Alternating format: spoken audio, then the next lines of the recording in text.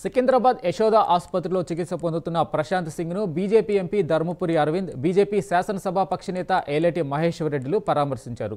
ప్రశాంత్ సింగ్ ఆరోగ్య పరిస్థితి క్రమంగా మెరుగుతుందని చెప్పారు. గోరక్షకుడిగా ఉన్న ప్రశాంత్ సింగ్పై కాల్పులు జరగడం చూస్తుంటే రాష్ట్రంలో శాంతి భద్రతలు ఉన్నాయా అన్నారు. హిందువులపై జరుగుతున్న దాడులపై సీఎం రేవంత్ రెడ్డి స్పందించకపోవడం బాధాకరమని ఏలేటి మహేశ్వర్ రెడ్డి అన్నారు. రౌడీ షీటర్లు రెచ్చిపోతుంటే కాంగ్రెస్ ప్రభుత్వం ఏం చేస్తుందని ప్రశ్నించారు. ఇటువంటి ఓటు బ్యాంకు రాజకీయాలకి పోలీస్ డిపార్ట్మెంట్ తలొక్కింది కాబట్టి మొన్న కానిస్టేబుల్ నిజామాబాద్లో కానిస్టేబుల్ చనిపోయాడు.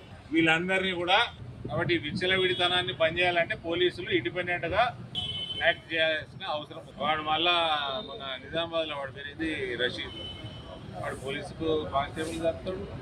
మళ్ళీ 2 రోజుల తర్వాత 3 రోజుల తర్వాత హాస్పిటల్ కూడా అంగమయ్యాయి కదా. పోలీస్ డిపార్ట్మెంట్ ఎక్కడ చిత్తశుద్ధి పెట్టాలనో బుర్ర ఎక్కడ పెట్టాలో అక్కడ పెట్టాలి. ఈ పనికిమాల అలిగేషన్లు పెట్టుడు కాదు. రేపు కానీ ఎల్లుండి కానీ ఐసీయూ నుంచి రూమ్కి షిఫ్ట్ చేస్తాము డాక్టర్లు చెప్తా ఉన్నారు.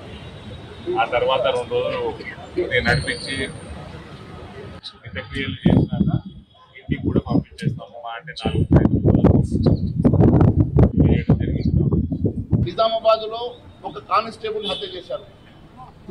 నిర్మల్ జిల్లాలో కుబీర్లో ఒక హిందూ కానిస్టేబుల్ మీద హత్యాయత్నం జరిగి కత్తితో పొడిచారు.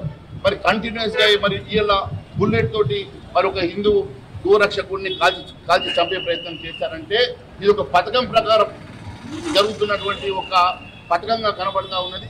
దీని వెనుక మరి ప్రభుత్వ అండ ఉన్నదా, లేకుంటే ఓసీ అండ ఉన్నదా, లేకుంటే ఈరోజు మరి షేర్వాణి ముసుగులో రేవంత్ రెడ్డి గారికి కళ్ళు కనబడతలేవా, మరి షేర్వాణి కవచకుండా లెక్క పనిచేస్తుందనో, షేర్వాణి అడ్డం ఉందనో, షేర్వాణి ఆయనకు తోడుగా ఉన్నదనో, షేర్వాణి ఆయనకు ఈరోజు ఎన్నికల్లో సపోర్ట్ చేస్తుందనో, మీరు ఈరోజు ఈ చట్టాలని మరి కేవలం వాళ్ళ కోసం కాకుండా మరి వాళ్ళ మీద చర్యలు తీసుకోకుండా మరి కంటిన్యూస్ జరుగుతున్నటువంటి దాడులకు ముఖ్యమంత్రి గారు సమాధానం చెప్పాలని కోరుతారు.